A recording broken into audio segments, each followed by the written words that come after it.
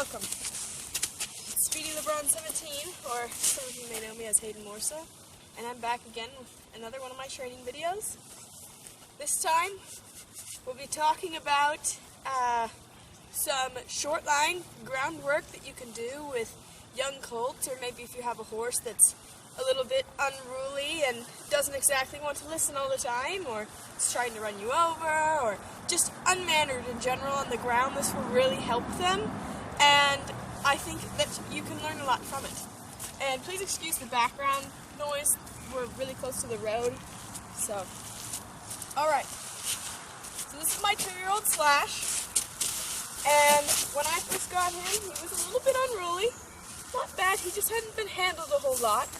And I halted him first when he was 6 months old, which I recommend doing earlier if you can, if at all possible.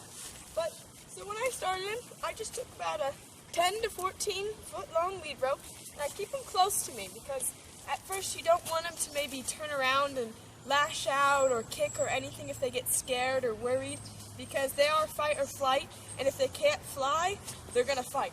So the first thing I do is I'll just take this long lead rope, and I'll just sort of toss it over him.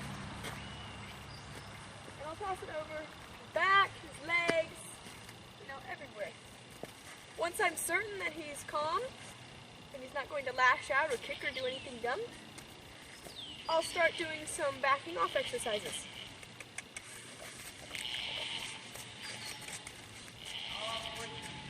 So what I'll do first is I'll walk him forward,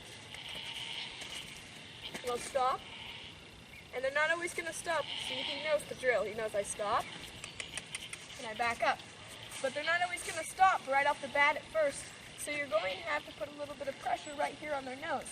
So you just pull gently on there until they back off, and you can also squeeze the chest at the same time that you bump gently on the nose and back up.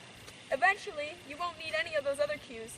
You'll just be able to simply step back, and they will back off you. And that teaches manners, respect, and how to move off pressure, so that when you're teaching them how to move off pressure when you were in the saddle, it will be so much easier.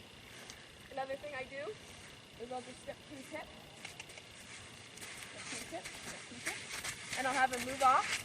Now they're not always going to move off that nice. You might have to just bump their hip a little bit with your hand and just kiss or click to them, and that will give them the cue that, hey, you got to move that part.